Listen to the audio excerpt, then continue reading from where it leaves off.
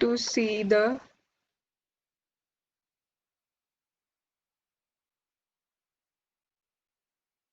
let me just adjust things. Okay, great. I'm audible. I hope you're able to see the content as well. So, yesterday, by the way, a quick thing which I want to tell you again that I'm not taking seriously in terms of what is being given because I want you to first understand about company law, and I will be taking the topics which are more difficult to understand and which needs more attention. And again, I would like to tell you that logical reasoning, I would be taking every chapter one by one in terms of every day. It will be a simultaneous exercise so that it's not just bombarded on you on a single day, because as you are aware, it's more of a problems which are required to be solved. So, solving all on one day would be a bit difficult or challenging. So that's why I would be taking some portion of logical reasoning every time and the other law subjects as well, so that there will be a balance of law and logical reasoning. Okay. So yesterday, those who could not join, like the day before yesterday, the first session, the people who could not join, I just want to take a quick recap in 1 minute that we discussed about yes, the sessions are going to start, as per my knowledge, is from 9:15 to 10:45. Yes. Okay, the 1.5 hour after that. So 9:15 the sessions are going to start. Okay. So please remember. Then yes, we did study about what is company, then what is LLP, what is partnership, what is HUF. We also studied about corporate personality. Then we studied limited liability, perpetual succession, separate property, transferability of shares, capacity to sue and be sued, contractual rights. We also discussed, if you remember, about not-for-profit companies, that is Section 8 or Section 25 companies. Then we also discussed about corporate personality. So distinction is also we have taken care of now today, and disadvantage as well. So this is what we covered in the first session. Now we are going to, and I have already told you the history part of it, you can do it. Now today we are going to understand types of companies. Just give me a moment before that.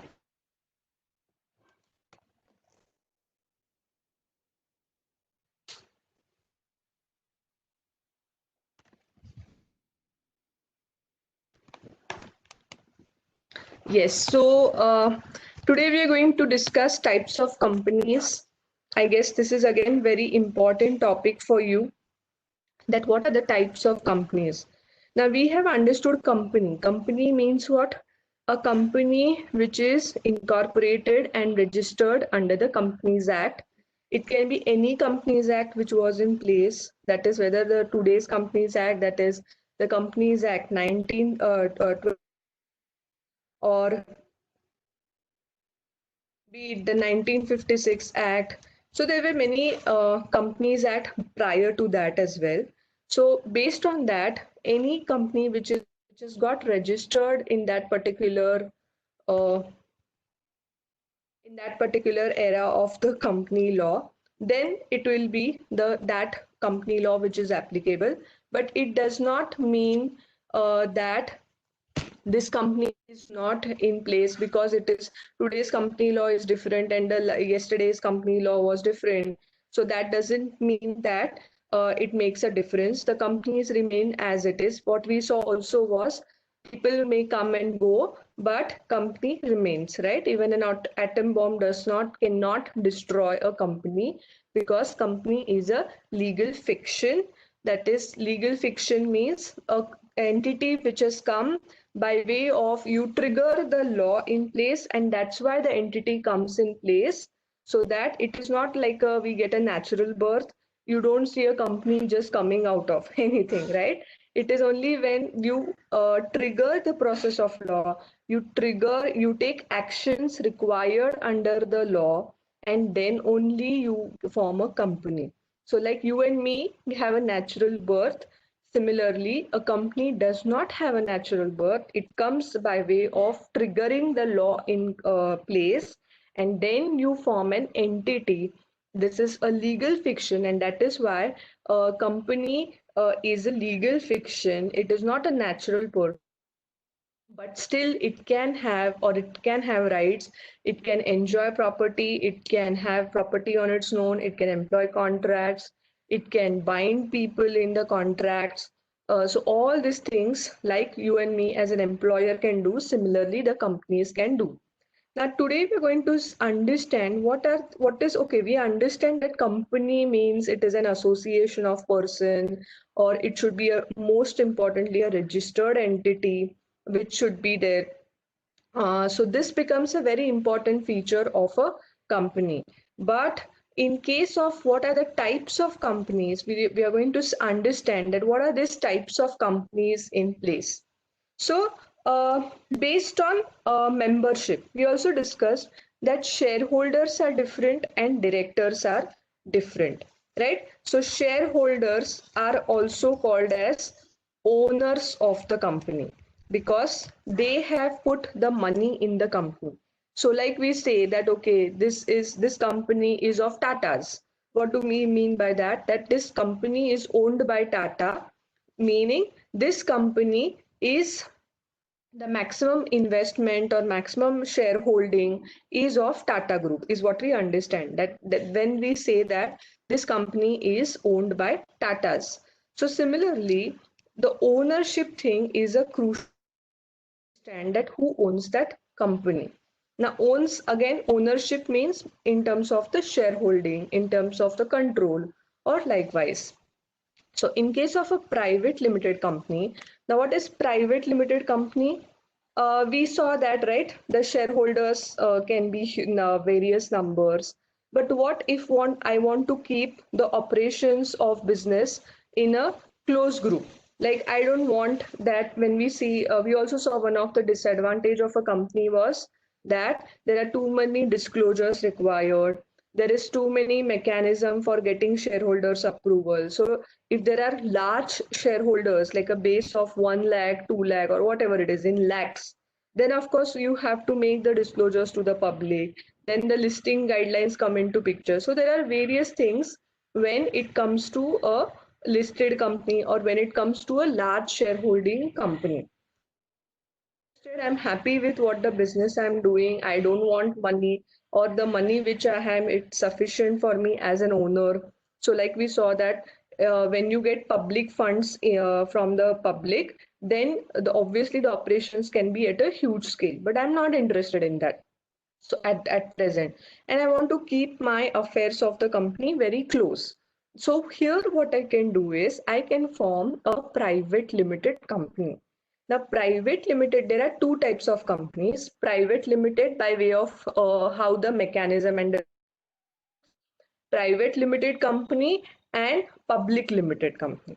So what the word itself suggests, private means there is a closed group, there is a restriction or there is a restriction on the number of shareholders. So like one, two, three. So the restriction is on the number of members.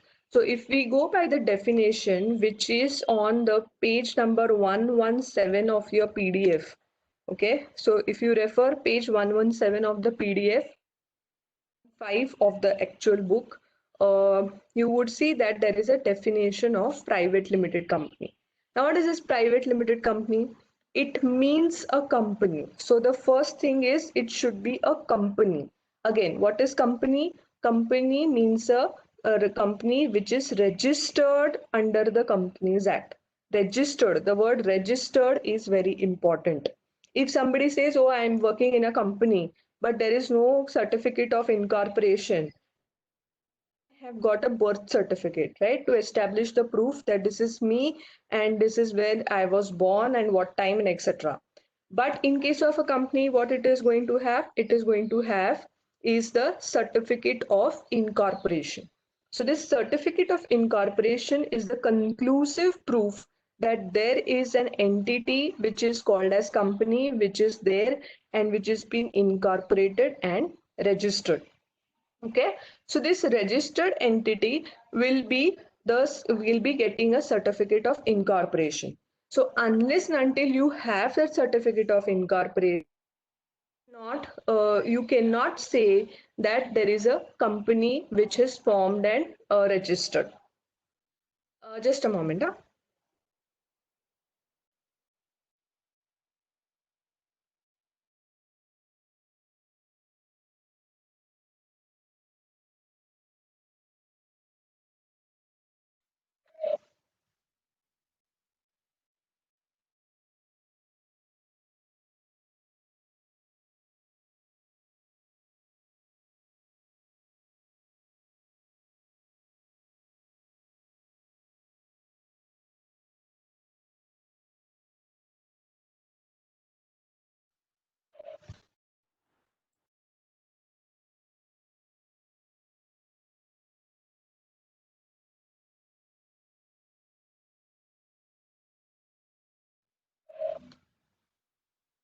This minimum paid up capital is what I was trying to explain you.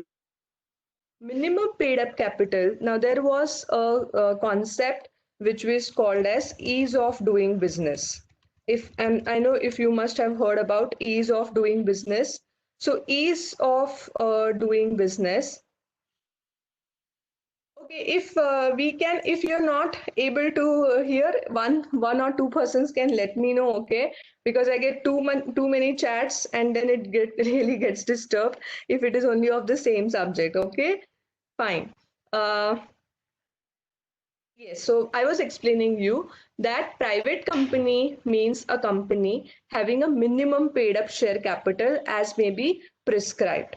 So this minimum paid up capital, there was a concept which is called as ease of doing business. So with the ease of doing business, earlier there was a restriction that you can incorporate a company only with a capital of 1 lakh rupees if it is a private limited company, and if it is a public limited company, it has to be minimum 5 lakh of share capital.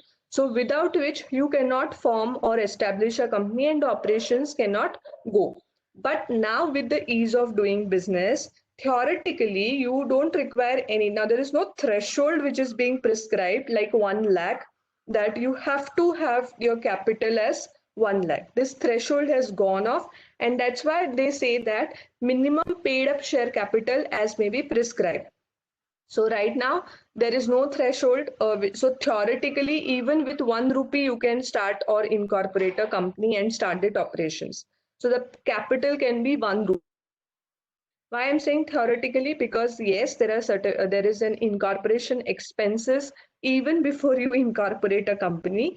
So ideally, you would like want to claim that this is a incorporation expenses which the company has incurred, and that's why theoretically 1 rupee, but practically it may not be. At least the incorporation expenses and things are going to the stamp duty paid to the registrar of companies, the fees paid to the registrar of companies, things will get, or the consultant fees will get attracted.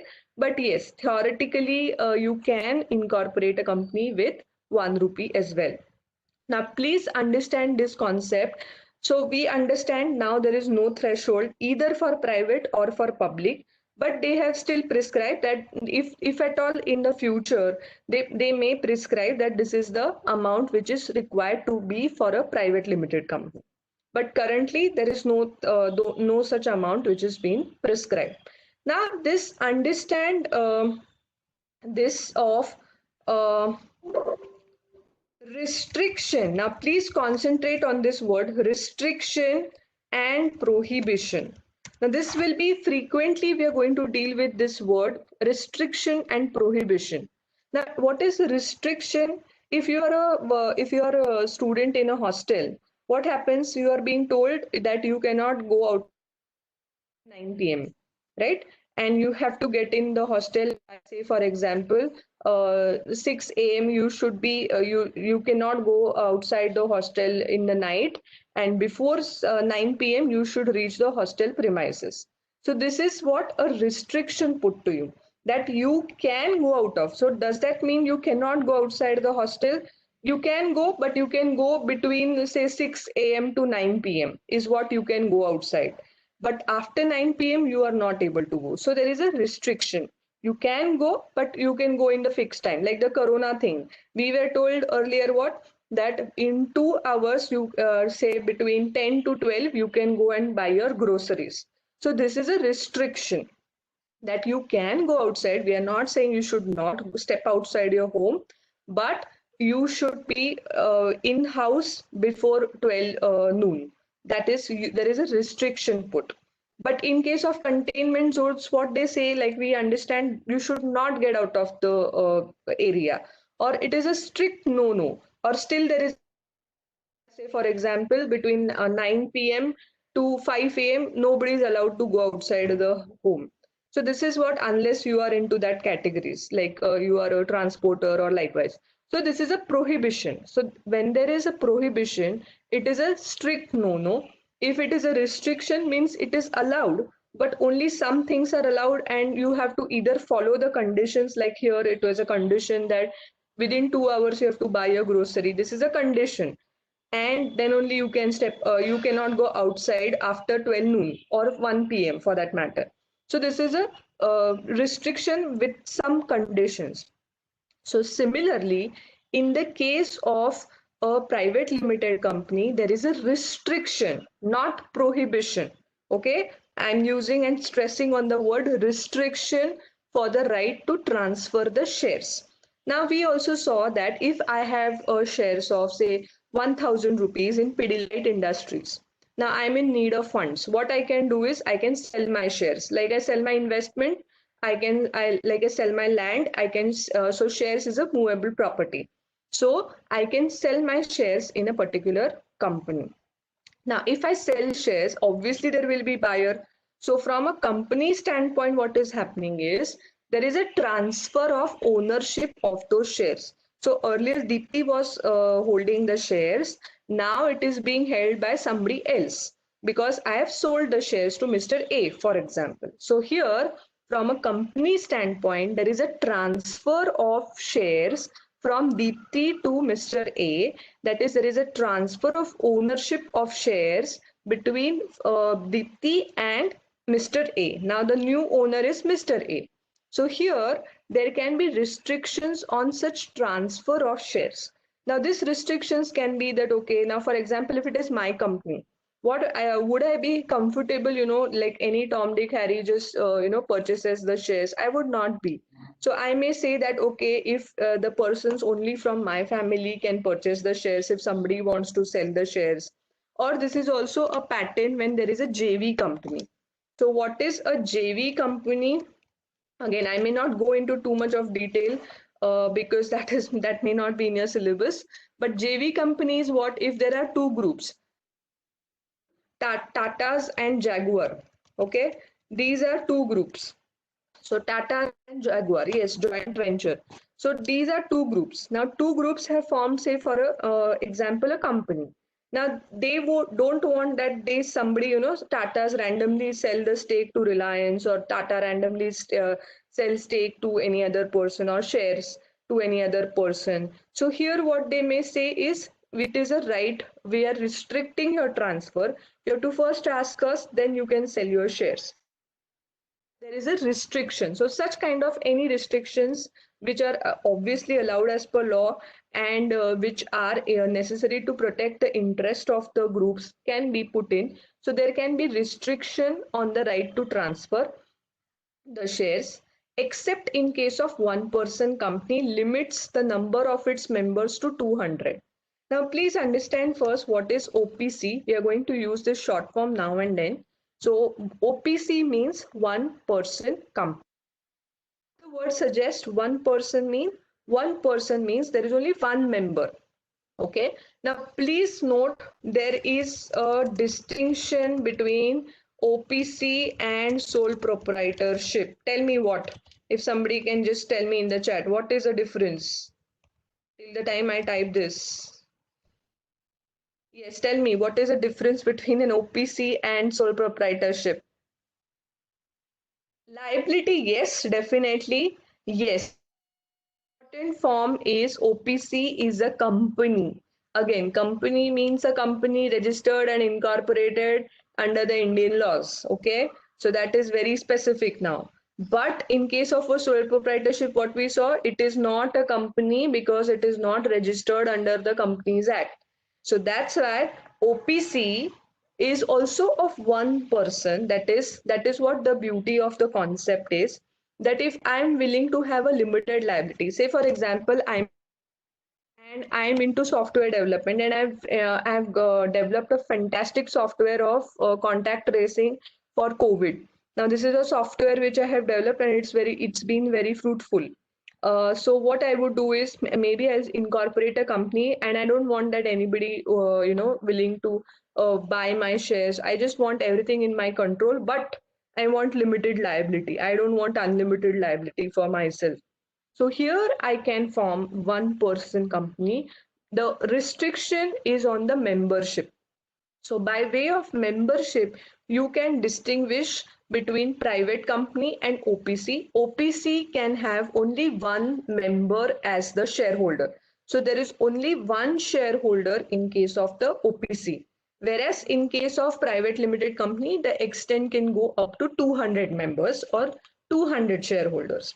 But OPC can have only one, it should have only one. If it wants to exceed that membership, then it can get converted into a private company. Then it will lose its status of OPC. The restriction is on membership and not directorship. So OPC can have 3 directors, 4 directors, 5 directors possible, but the restriction is on the membership. That is, there can be only one member. Then two or more persons can jointly hold a share. So company, the limits, the number of its member is 200. So private company, the membership can go to up to 200. So 200 is the number up to which the membership can go with respect to private company. OPC, it is strictly one. And public limited company, there is no restriction on how many number of members can be there. So no restriction on the number of membership. Unlimited, yes, unlimited numbers can be there in case of a public limited company. Now what we are most important feature is prohibits any invitation to the public to subscribe the shares for any securities. So there is a prohibition. Now the word used is prohibition. Whenever there is a word like I told you, prohibition, strict, no, no, you cannot do it. So in case of a private company, you cannot just I just stand here in the say a big chalk and I just start distributing. Oh, invest in my company, invest in.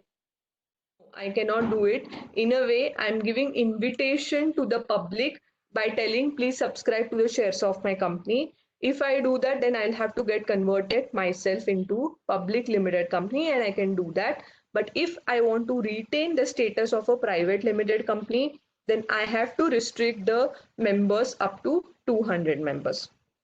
And of course, persons who have been formerly in the employment of company were members of the company. So there is a concept, say for example, ESOPs, if you have heard of. So this is called as employee stock options, which has been granted. So say for example, I was working with Quick Heal. If you must have heard about, it's a software antivirus company. So I was working with Quick Heal earlier. So say for example, while I was employed as a CS and corporate counsel over there, if the company gives me shares that okay, you have done a fantastic job, Deepti, and we are impressed with your job, and we would like to offer you the stock options, and I purchase the shares. So here, while I'm being employed with the company, I'm the member of the company, and I've continued even if, say, for example, I've left the company. So when I was in the employment of the company, I purchased the shares and I continue to hold, say, for example, even today. No, sweat equity is different. Don't get confused, okay? So here, forget about ESOP and or sweat equity. The question is, I've been in employment of the company and I continue to hold the shares is one thing. And I've left the job now, though I was a former employee, but I've left the job. and I don't I now purchase the shares. Now these are different things. So the important thing is persons who have been formerly in the employment of the company were the members while in that employment and have continued to be members of that shall not be included. So here what is important for us to remember is I purchased shares of the company while I was in employment and I continue to be the member even if after I left the company. So I will not be counted in that 200 number. But I left the employment and then I purchased the shares. Then I will be included in the 200 members. That will not exclude me. So you have to remember the definition of private limited company because you can expect an FAQ on what are the characteristics of a private limited company, and then the 200 with calculation whether this persons in employment of the company can be calculated and persons not in employment can be calculated. So I'll repeat again, persons who are in the employment. So I am employed with Quick Heal, I have shares, I will not be included. I had the shares when I was in employment and I continue to hold, so I'll not be counted. But if I leave the job and now I purchase the shares of the company, then I will be counted. Okay. So this is what is called as private limited company, OPC. So generally, if you have to identify as a thumb rule that which company is this, so say for example, when it says OPC, as the name of the company suggests, OPC private, okay, just forget about my caps lock and typo error, okay, I'm just typing fast, so I may commit errors in that. Yes, so if ABC OPC Private Limited means what? It is a OPC, that is a one-person company. If it is ABC Private Limited Company, then what? It is not a OPC, the members can be up to 200. And if it is ABC Limited, then it is a public limited company. Okay, so OPC Private Limited is an OPC, that is one person company. ABC Private Limited is just a private limited company, and ABC Limited is a public limited company. So now we'll go to what is public company. Now we understood what are the quick recap to what is private limited company. Private limited company, there is no requirement currently on the minimum paid up share capital. Then there is a restriction and not prohibition. Again, I'm repeating, there is a restriction means it can come with certain conditions, but it is not that you cannot transfer shares. No, there's a bit of restrictions which have been put in the articles of association. Restriction the right to transfer the shares, uh, the limit of members, that is number of shareholders of can be have to be limited to 200, but where two or more persons hold one or more shares jointly, so joint shareholding will not be considered. So say for example, I'm holding shares jointly with my mom, then it will be then my mother and me will not be considered two members. We will be considered only one member. So how much of a joint shareholding will not be considered, provided that persons who are in the employment of the company and persons who have been formerly in employment where members while in that have continued after shall not be included. So employees holding shares in the company will not be considered. Employees who hold the shares of the company while in the employment and they have, even though they have left the employment but still continue the shares, will not be considered. But like I told you, if I have left the employment and now I have purchased the shares, I will be considered. Prohibits means complete no-no in case of invitation to the public to subscribe the securities. Now, this is what we mean by private company. We understand to bit extent what is OPC. Now, what is public company, which is not a private company? So that's why we understood what is first the private company. There is a restriction to right or to transfer the shares, prohibition on invitation, and membership limited to 200 members. So if any of this is get breached or you want to cross any of this, like you want to open the share transfer to everybody, you want to collect money from public, then you will have to get yourself converted, or you can incorporate a company as a public limited company. So basically, it is a not a private company and has a minimum paid up share capital. Again, if you remember, I told you, as per the ease of doing business, there is no restriction on what should be the minimum paid up share capital as it was earlier, which was 5 lakh of rupees. Today there is no kind of minimum paid up share capital. One person company is what we have seen. Charitable objects, if you remember, this is what I was explaining you as Section 8 company, Section 25 company as per the 1956 Act. So the section number was 25, and that's why it was called as Section 25. These are not for profit. Please remember, it does not mean that profits cannot happen in this company. Even if the profits are there, yes, the company can earn profits. There is no restriction. But this B and C becomes important. Intends to apply its profits, or if anything, or other income in promoting its objects, and intends to prohibit. Again, the word which is used is prohibit. So it cannot make payments of dividend to its members like any other company. So like for example, ICICI Bank or HDFC Bank, these are also companies. So they to the shareholders. But in case of a Section 8 company, these companies cannot distribute the dividend to its members. Whatever money, the profit which they have earned, it should go back to the objects for which it is incorporated. So the objects can be what? It can be sanitation, it can be healthcare, or if it is conservation of forests or conservation of trees, or say for example, now COVID is happening and there is a COVID related relief which this companies are providing. No, CSR is different. CSR is done by the companies as an activity or a social responsibility activity. But these companies inherently are formed for some or some social objects and likewise. So the formation of the company is solely dedicated to the particular cause. So say for example, treating patients with COVID, treating patients with HIV, or likewise. So whatever, or the old age homes related problems or education. So the ideology is to do something for the public at large. That is the object itself. So that's why it cannot distribute dividends. The dividends and the profits which earn goes back to the objects for which the company is formed. And that's why if you see, it is sometimes called as not for profit, meaning the profit is not cannot be distributed to the members. That is the restriction. It is, please remember, people generally think that Section 8 company or not for profit means it cannot have profits or it should run in losses. No, it need not run in losses. It can very well do profitable activities.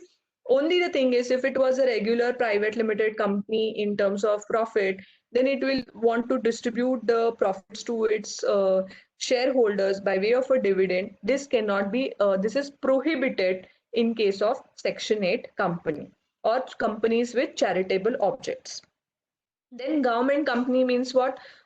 Which is not less than, again, this is in terms of the ownership. That okay, if it is means any company in which not less than 51% of paid up share capital is held by central government. So if a central government company, it means what? It's a state government company or a government company.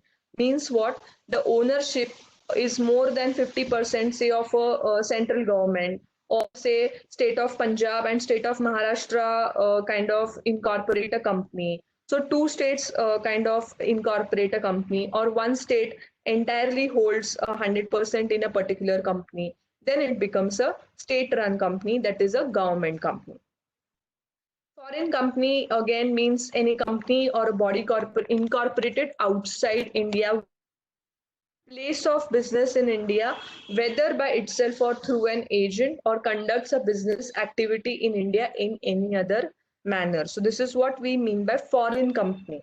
Now this is what foreign company means. Again, I repeat, it has a place of business in India. It can be through agent if it's just a shop, or it can something like that, or a activity physically, electronic mode. So if it is from a website. Now e-commerce is what we see, or conducts business in India. So it is not registered in India, it is registered somewhere outside India because it is not registered under the Indian laws, but it has a place of business in India is what is important. Then associate company, again, in relation to another company, means a company in which other company has significant influence, but which is not a subsidiary. So before that, let's get to what is a holding company and a subsidiary company. Today I want to finish all this. So, okay, fine. Let me just give me a moment. I'll see how much we have left with. Okay, cool. So today and tomorrow I'll be spending time on company law and we're going to finish company law. So whatever in between portion, you just check and try to complete it. Okay. Read and come, basically. Yes. So a small company. So we are now, I'm going to holding company, subsidiary. Please concentrate here, guys, because this is a very important concept, and just by reading, you may not understand it. So I'm willing that you focus here, that what is meant by holding company and what is meant by a subsidiary company. Please concentrate. Again, I will just request you, because this is a very important concept. Okay. So this, what is holding company and what is subsidiary company? So imagine a situation. So say for example, Facebook Inc. Okay, I'm sure all of you love Facebook. You are on Facebook. You like Instagram. You like WhatsApp. So you are very familiar with what is Facebook Inc. So Facebook Inc., as we know, it is a company incorporated in the US. Mark Zuckerberg is there, who might be owning this company, and there can be many companies around Facebook. But consider, say, for example, this is a parent entity in the US. Now we all know it is not Facebook was which was being developed in India. It was a US. It is a US company. We saw that the nationality can be attached to a particular company. So we all know that this was a US company, is a US company based out of US. First, it captured the market of US, and then it slowly started expanding. And we then saw after Orkut or somebody, if you might remember, or then we had a Facebook wave that, okay, suddenly everybody is on Facebook. So here, Facebook is a company incorporated in the US. Now, if the entity, Mr. Mark Zuckerberg feels that, okay, I guess India is a very great in terms of a market. There are too many users which Facebook can have. So, and there can be a lot of ads and content and everything, which can be a good business basically, which can happen in India. So, what can happen is then what is going to happen is a company can be incorporated in India. So say for example, Facebook India Private Limited. Facebook India Private Limited. Say for example, okay. So if there is a company, now obviously we saw the benefits, and likewise that, okay, what are the benefits? Like company can own the premises, take on lease, employ people, take property, do many things as like an employer does. So now considering the volume of business which is there in India, it will be necessary that, okay, let's incorporate a company in India. So here then what is going to happen? Facebook Inc. will become the parent. Okay, so it, in a simple language, if I have to explain, it is who is the brain sitting. The brain might be sitting in the US. Like Mr. Mark is going to check what are the operations going on with all over India, right? So here the parent is in the US and there is a child which has been incorporated in India, because the ownership, now how you define that this is the parent and child in terms of holding, and subsidiary is the ownership. The most important aspect is who is owning that company. Now if Facebook Inc. is owning that company in India, that is 100% share are being held by a company incorporated outside India. And that is what we are going to refer here as body corporate. Now, what is body corporate? Body corporate in this context is any company. Now, it is a company but registered outside India. And the moment you say it is registered outside India, you call that company a company? Technically, legally, no. You cannot call it as a company because it is a company registered not under the Indian Companies Act, right? Facebook Inc. is no, it is not a foreign company. That's what I'm saying. Please concentrate. For foreign companies, what we saw, it is registered outside India but having a place of business in India. Here, I'm not saying it is having a place of business in India. It might not happen. Before Facebook was introduced in India, it didn't have any operations in India, right? It was just a company which is incorporated outside India. And the moment we say that it is a company, because it is a company registered under the US laws, or registered under the German laws, or registered under the Singapore laws, any other country for that matter. So here, when the company is incorporated outside India, it will be called as body corporate because it is not a company which is registered in India, though the laws of those company law are going to be applicable. So the foreign company law, as per that, the company may have been registered. So a Singaporean entity, a Singaporean company law under which it is being incorporated, but not under Indian laws. So, as please remember, and that's why I'm stressing on the definition of company. Company means a company registered and incorporated in India. That's it. Only those entities you can call those as company. If it is a company but incorporated outside India, it will be called as body corporate. Technically, legally, it will be called as a body corporate because it is not a company registered in India. So, Facebook Inc. or say, for example, PT Limited, which is a Singaporean concept, or BDN of Malaysia, BDN HDN. So, these are companies which are incorporated in Malaysia, maybe Singapore, etc. Then these companies will be called as body corporate.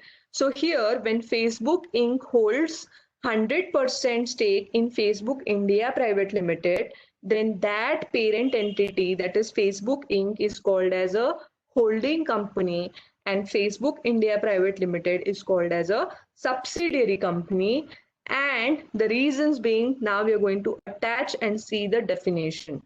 Controls the composition of board of directors.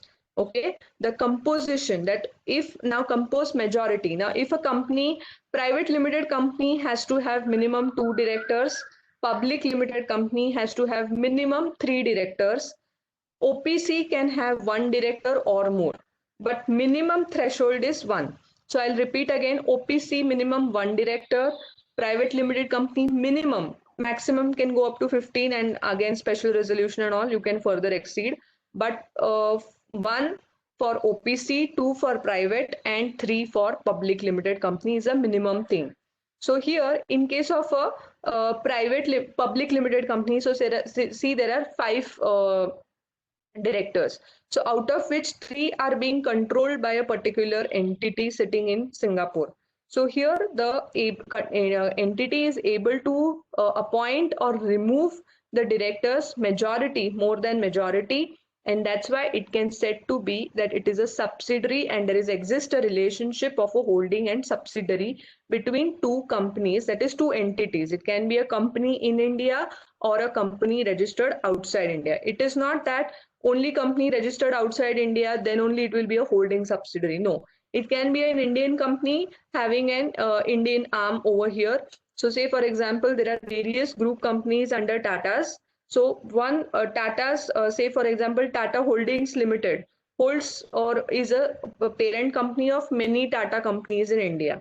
So there is a parent child relationship or a holding subsidiary relationship when there is a control of the composition of board of directors, and the most important thing is also exercise. This is or So whenever in the statute there is a or which is being used, or means either of which can satisfy. So you, like if I say you can wear green or you can wear blue, means you can either go with green or go with blue.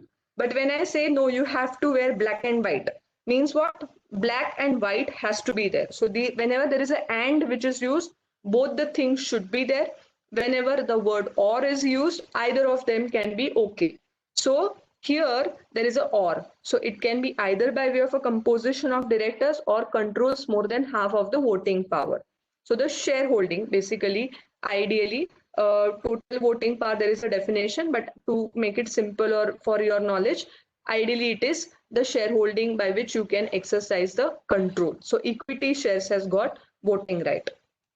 And of course, then you can go through this all definition. And if you see the definition, holding in relation to one or more other companies means a company in which such companies are subsidiary companies. So I'll give you an example and you have to tell me, and this is for your homework. I'm not going to discuss it. So A Limited holds 100% shares, equity shares in B Limited.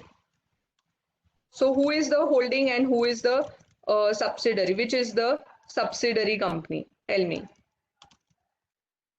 So A Limited holds 100% share in B Limited. So A Limited becomes a holding and B Limited becomes a subsidiary. Correct. And now A Limited holds 52% in B Limited. Now what is A Limited a holding company? The answer is yes, because it is holding more than 50%, like more than half of the total voting power. Now I'll give you a bit of complicated example. A Limited holds 100% in B and B Limited holds 40% in C, okay, and A Limited also holds, okay, please ignore my caps and everything, 12% in C Limited. Now tell me which is holding and which is subsidiary. A Limited holds 100% in B, B Limited holds 40% in C, and A Limited also holds 12% in C. Now who are the holding and who are the subsidiary? So here A Limited is the holding company of B and C, because A Limited holds 100% in B, and in C Limited the capital is of B and C. So if you understand, this is the wordings which gets covered. Yes, a company will be deemed to be a subsidiary company of the holding company, even if the control referred to in subclause 1 and 2 is of another subsidiary company of the holding company. So the example which I gave you of A Limited holding 100% in B and B holding 10% in C, and A is also holding 40% in C. So in terms of C, if you understand what is the relationship between C and A and B, then C is a subsidiary company of A and not B. Okay, because A is holding 10%, 10, how much I told you? It's holding 12%, and with its subsidiary, that is the subsidiary is B Limited, which is no doubt. So together with subsidiary, it is holding more than 1/2%. So that way, C becomes the subsidiary of A. B is also the subsidiary of A, but there is no connection, or you cannot call a holding subsidiary between B and C, because B is just holding 40% and it is not holding more than half, and A together with B is holding more than half. So I hope this is clear, and you would have to spend time again to recapture whatever I have told you. Small company. Okay, so our timing till we have time left till what?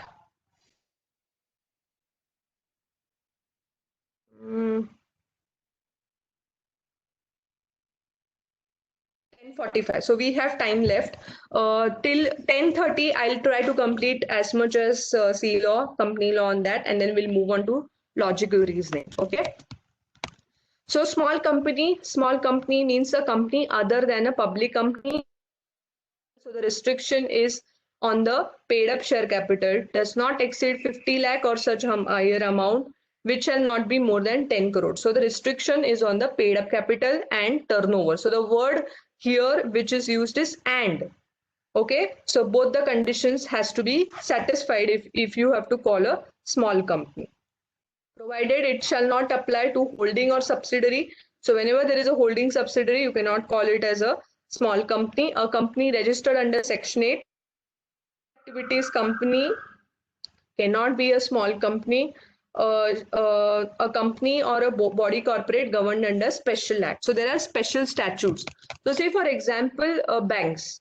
So take example of HDFC Bank or ICICI Bank, IDFC Bank. All these are what? These are banks. These are governed under special statute, that is banking regulation. Right? There is a banking regulation act which is applicable for banks. Or if there is an insurance, there is an IRDA which is controlling or regulating the if it is a mutual fund, and also these are special acts under which these companies are required to be registered. But inherently they are also compulsory. Okay, so HDFC Bank Limited, though it is a bank, but it is a company as well, right? It is a company as well because if you see HDFC Bank Limited, so it is a public limited company. But yes, these are also governed by special statute, that is the Banking Regulation Act. So that is also a special statute because only banking sectors is being taken care by those special statutes under which it is governed. So these cannot be called as small companies if there is a special act which is governing that. Now, dormant company is something which is a company formed and registered for a future project or set intellectual property and has no significant accounting transaction. So basically, if it is just a holding of land, so sometimes in a transactional way, there are certain ways by which this company is only holding the intellectual property. There are no significant accounting transactions, like there is no sale or business or more of employees, but it is formed only for holding an asset or a future project, may not be today, but a specific project is to be carried out after 2 years and for which the company is formed today. So such can companies or an inactive company. So inactive company means there is no business in it. Like I told you, even if there are no operations in the business, you cannot say that the company is closed down, right? Because go through the winding up procedure in order it to shut down the business. Just there is no business for 3 years, you cannot say, oh, there is the company is gone. No, the company is there. It is rare in the records of the registrar of companies. It will be there unless you wind it up. So there may be such inactive companies whose promoters may have died, or there is no business which is further carried out in such businesses, or the businesses went into losses and they are not carrying out further business in that company. So there can be such inactive company. So they can make an application to the ROC. Now this is a concept which you have to understand. ROC means the Registrar of Companies. So in order to incorporate a company, you have to, the filings and everything has to be done to ROC, that is Registrar of Companies. So you can make an application. There is of course a prescribed procedure for that, and get the status of a dormant company. So you understand, oh, this company, there are no operations and this has acquired the status of a dormant company. So inactive company is also being defined, means a company which has not been carrying on any business or operation or has not made any significant accounting transaction during the last 2 financial years. So if you see the transactions or the P&L, you will see, oh, this company is not doing anything. There is no sale. There is no business which is there in the company, no transactions at all. And that financial years, then you can say it is an inactive company or has not filed the financial statements and annual returns for the last 2 financial years. This is what, then of course the company who has not filed a financial statement. So every company has to file a financial statement. That's why if you see, and this is a regulatory compliance, and if you see the Disadvantage of a company form is what? Every year you have to do the audit, a statutory audit. The chartered accountant has to give you an auditor's certificate that this is the balance sheet, this is a P&L, as well. And then, of course, you have to come up with the board of directors report and everything, and you have to file all these things. The annual general meeting has to take place, and then you have to file all this with the registrar of companies. Even though there are no operations in the company, you have to do all these things. So this is a kind of disadvantage of a company, that there is no threshold. Even if there is no a single rupee transaction, you have to do the audit of the company and you have to bear that cost. So if in case of a company which has not filed annual returns and financial statements, the registrar, that is a registrar of companies, can issue a notice and enter the name of such companies in the register meant for dormant companies. Oh, this is a dormant company. So they will show cause your notice that why your company should be not treated as a dormant company. And if it is an active company, then of course there is a procedure for that and you can follow that. There is also a tribunal, if you must have heard about. This is called as NCLT, that is National Company Law Tribunal. Okay, National Company Law Tribunal. All the matters related to companies and Companies Act will be tried in the National Company Law Tribunal, generally, unless those are criminal things and so on. So this is what a dormant company shall have minimum 3 directors in case. So this is what they have to comply with, and shall not apply on dormant. The register shall strike off. So the strike off the name of the company which has failed to comply with the requirement. So National Company Law Tribunal is the full form of NCLT, National Company Law Tribunal. Okay, appellate. So there is an appellate authority if you are not satisfied with the outcome in the NCLT. Like we have lower courts and higher courts, then we have Supreme Court in India. So District Court, High Court, Supreme Court. Similarly, it is NCLT, National Company Law Tribunal. If you are not satisfied with the outcome or the judgment given by NCLT, you can go into appeal with the NCLAT, that is National Company Law Appellate Tribunal.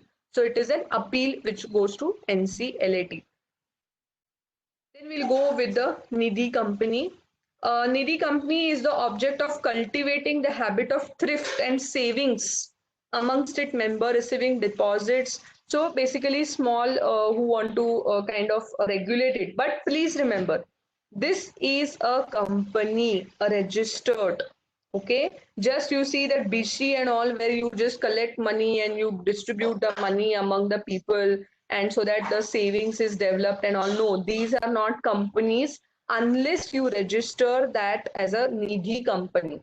So Nidhi company, the objective is what? The cultivating the habit of thrift among savings, and the same is being distributed to the members as and when they have requirement, and likewise. But this is being highly regulated in terms of the Nidhi company. So there are separate compliance which is required to be completed.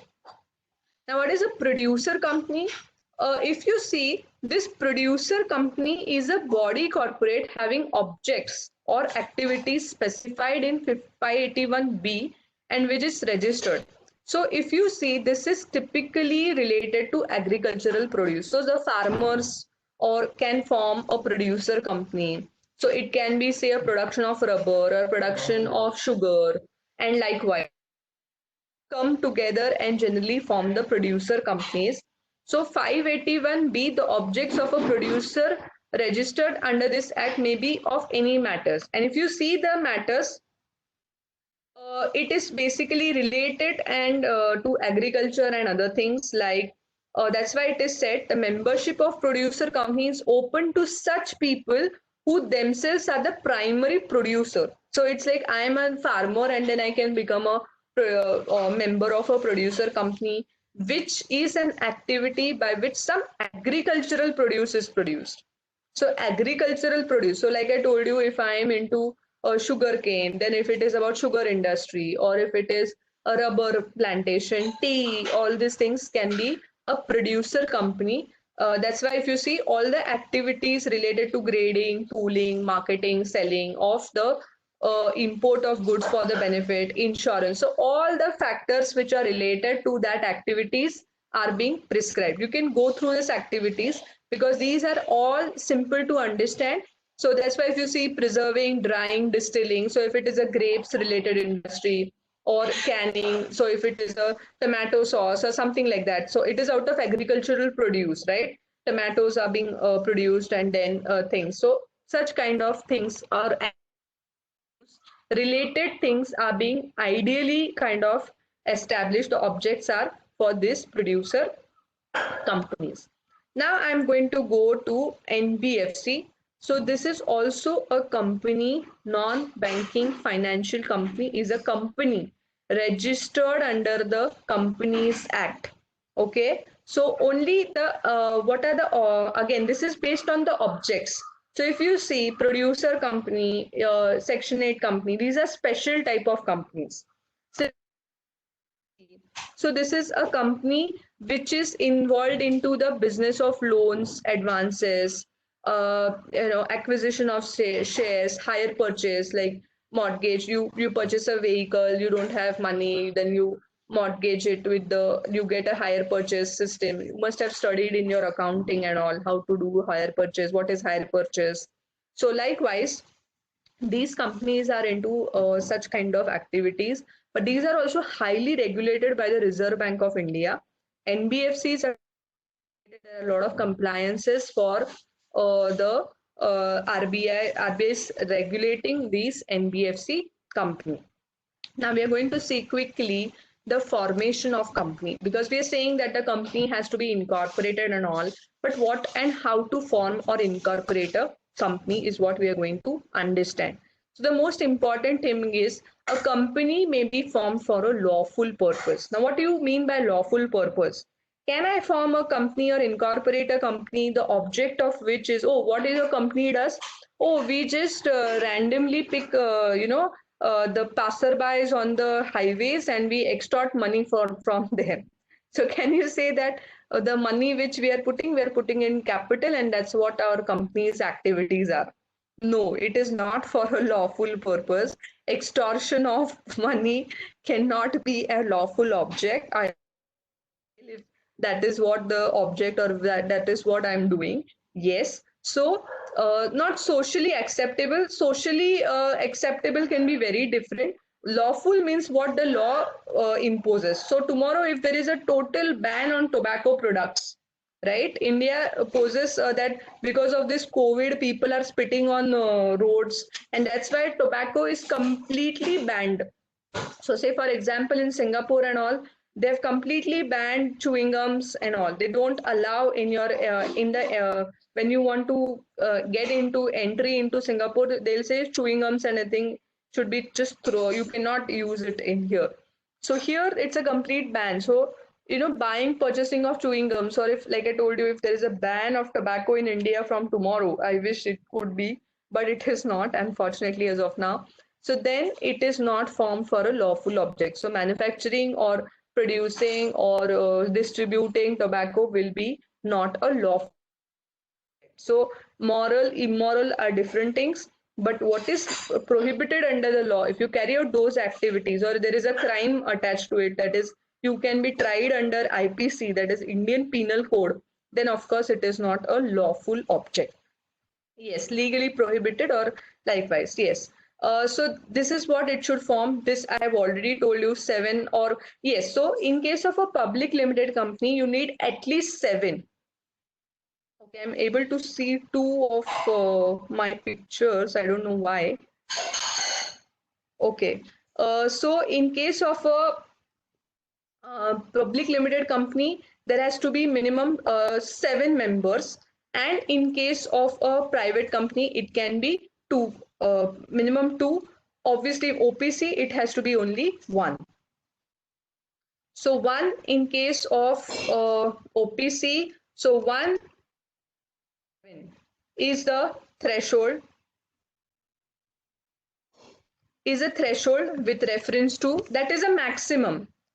200 is the maximum. Minimum limit we are talking about, minimum seven persons in case of a public limited, 2 in case of a private limited, and 1 in case of a one person company. Okay. Again, formed above, it can be company limited by shares, company limited by guarantee, and unlimited. So what is company limited? Unlimited company, like I told you, unlimited company means the liability is unlimited. You can form such companies, but practically these are very rare breed that you may not form. You may not find too many unlimited companies. Like you see, there are lakhs of private limited companies with limited liability. But yes, if you are willing to have unlimited liability in a company, you can do it. Company limited by guarantee means, like we saw, if I have invested rupees as a share in a particular company, what I would say is my liability is only up to the extent of that 1000 rupees in the shares in which I have invested. Now, whenever I say company limited by guarantee, guarantee means if I commit a particular number of value, like say for example, I commit I'll be guaranteeing 1 lakh rupees. So that is the guaranteed amount which can come from me when the company goes into the liquidation or winding up mode.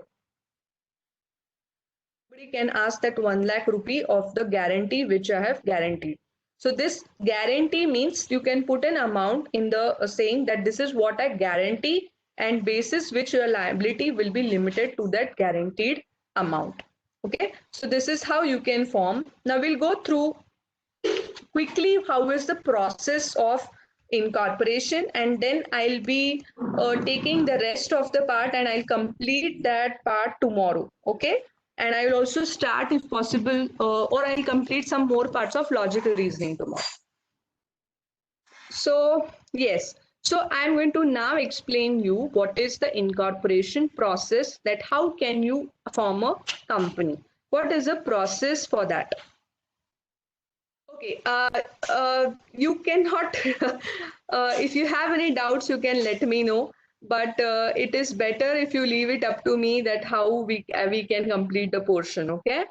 Um, Incorporation of a company.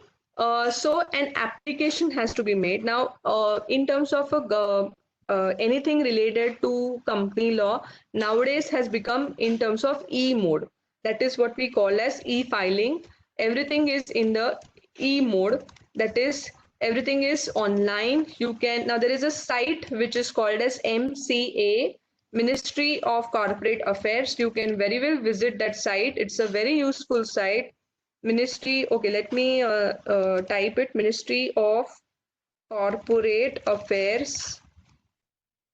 Okay, I've just put one more.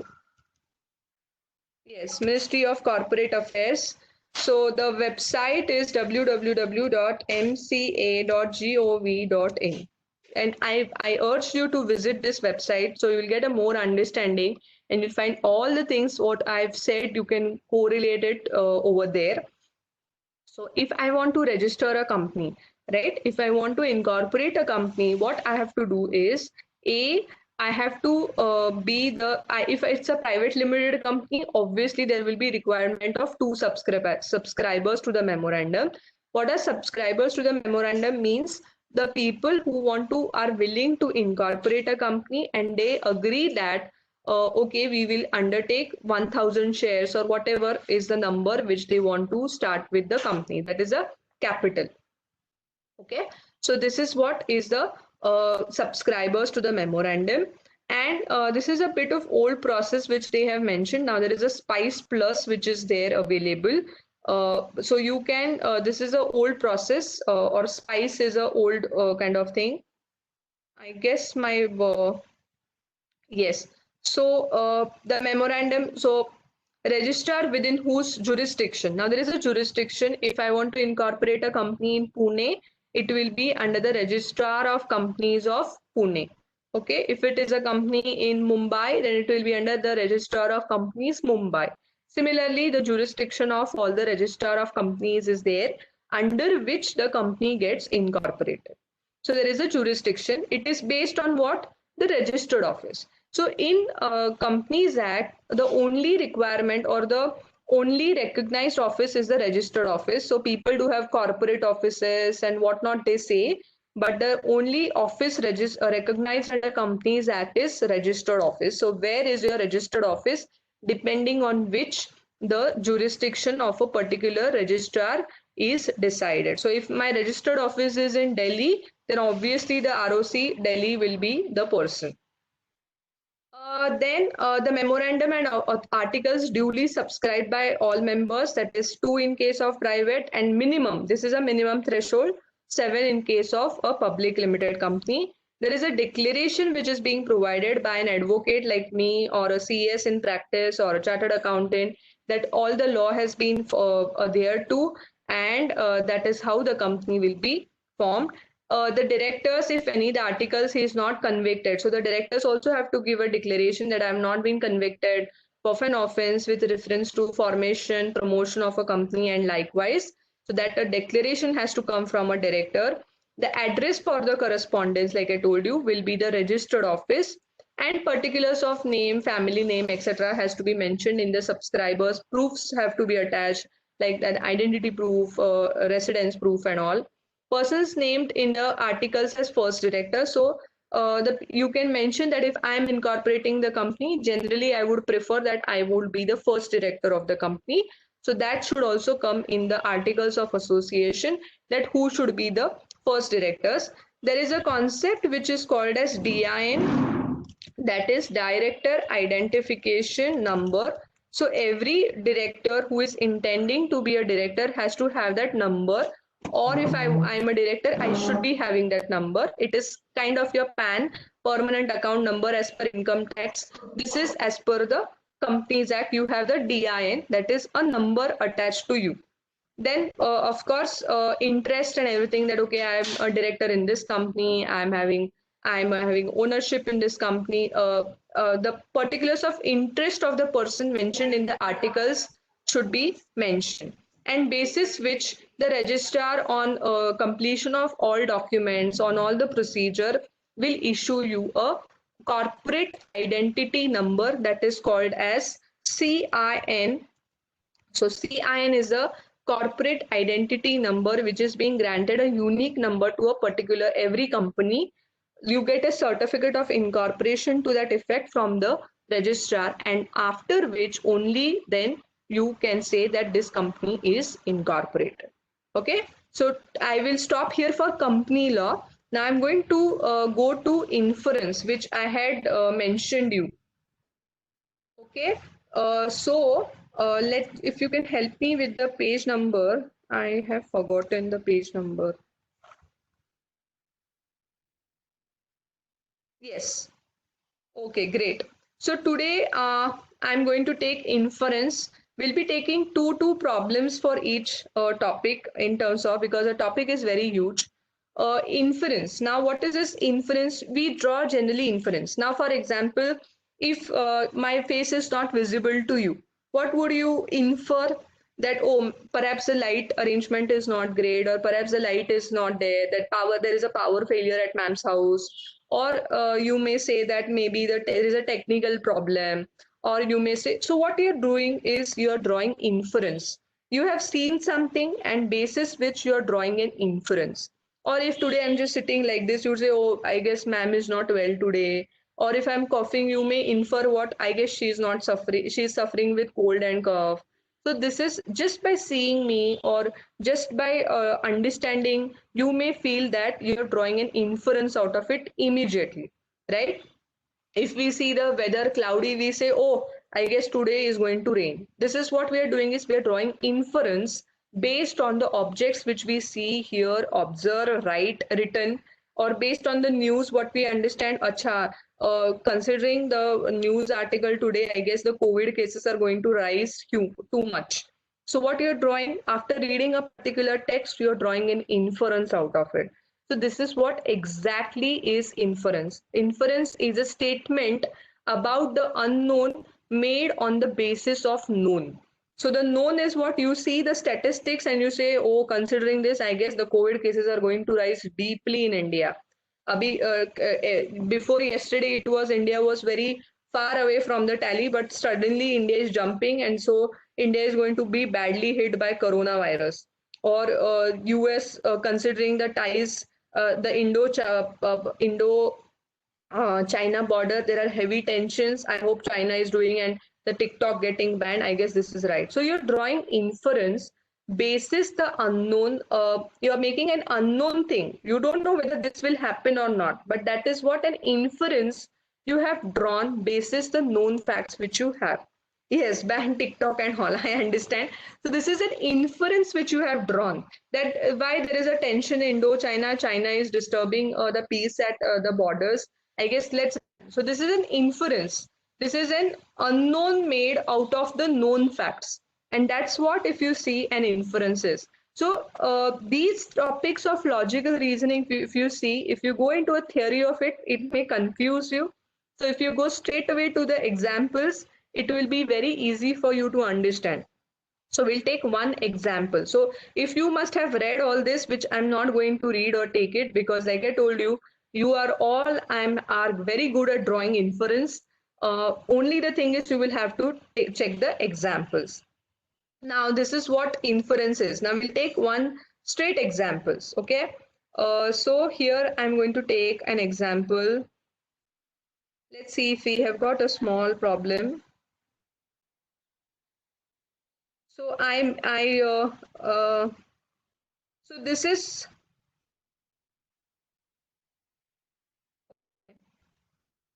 so why I've asked you to be kind of read and come. So there may be some, so this is what the answers here are. The answers are also given. So exercise 2. So if I go to exercise 2, for each situation, draw what you think is an appropriate inference. So they have given you a situation basis which your inference has to be drawn. So inference, page number 202. So you have just gotten a pit bull puppy from an animal shelter. He is lovable but nervous. If you raise your voice for any reasons, he covers and trembles. If you scold him, he hides. When you get him from the shelter, he had a slight limp and a deep scratches across his nose. So what is your inference? What is your inference? It is very straight away that the puppy might have been abused by its former owners. Because why? You can conclude, this is because generally, obviously, you see that he's trembling, he's shaking, he's getting, he's hiding. So all these things you can say, oh, this dog must have been abused by his owner. There must be some, he must be beating that dog. The owner might be beating, or somebody might have beaten. So either the previous owner or somebody passerby might have abused that, yes, or threatened. So this is what, because he is limping, so he is being injured. So deep scratches on his nose. So you see that there is some physical problem as well. So like I told you, if I'm sitting, her ma'am is having fever, she's not well, her energy is low. So similarly, this is typically in the form of writing. I guess these are easy examples for you to understand, and why I don't stick to every exercise, because it will take a lot of time, and I want you to concentrate on the aspects which are how to draw inference. So I guess this is clear to you, that what is inference and how you can draw inference. Okay, so this is about inference. Now, tomorrow I want you to read and come this. Yes, I know only 5 minutes have left, and that's why I'm giving you the homework. Tomorrow you have to come prepared, not tomorrow, of course, day after tomorrow. We have alternate lectures. So, tomorrow, that is, sorry, the next lecture. So, in case of mine, tomorrow means the next lecture, okay, period. So, topic 5 is what I'm giving you for homework. Topic 5, deriving conclusions from passage. And again, this,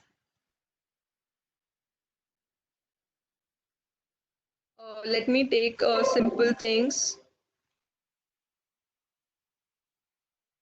Yes, cause and effect. So topic 5 and topic 2. So topic 5, the conclusions And topic 2, I'm again putting it in the chat so people don't miss it. Topic 2, cause and effect reasoning. So this is what we are going to take the next lecture. You have to read and come this. Please read and come this. And I'll be taking two examples of each, and we can discover. If you have any questions in inference, do let me know. But it is very good in terms of if you read, and I'm sure all of you are very clever in terms of drawing inference, because like you and I do it very up now. Is there a the trees are shaking? We know that there is a cyclone which is going to hit Mumbai and Alibag, the cyclone Nisarga. So that is what we have already inferred, that okay, it might be very difficult. So this is an inference which we have already drawn. So we do infer a lot, and that is how it becomes easy for you. Now, please remember, again, I'm repeating topic 2 and topic 5.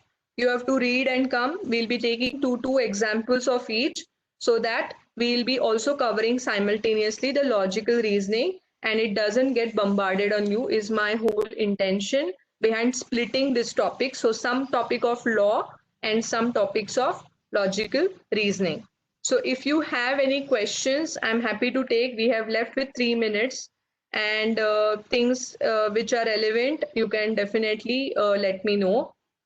So I'm just seeing the chat box. Okay, if you can be a bit slow so I can read. And yes, the questions are there in the module, and you can check and you can practice those.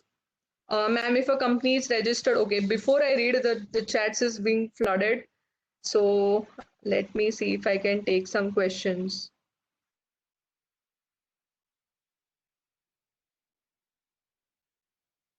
Okay, holding subsidiary, like I told you, I'll quickly recap. Holding subsidiary in terms of, because I see too many questions on holding subsidiary. Holding subsidiary, there is a parent and child, simple language, parent and child. So how, as we know, where you get money from, it's from the parent. So it's about control, it's about ownership. So control can be established over the board of directors. Majority of people is being controlled by an entity sitting in Singapore. Okay, it doesn't have any ownership. It is not owning any shares, but it has a, by way of an agreement, it can remove the majority of directors or appoint majority of directors by virtue of an agreement, for that matter. So then it can be said that is a holding company. So it can be either by way of a control over the composition of directors, and it can, or the word is or, the it can be by way of exercise of shareholding or voting power or voting rights. So by which you can control. So more than typically what you can get, it will not be complicated for you like the general things are.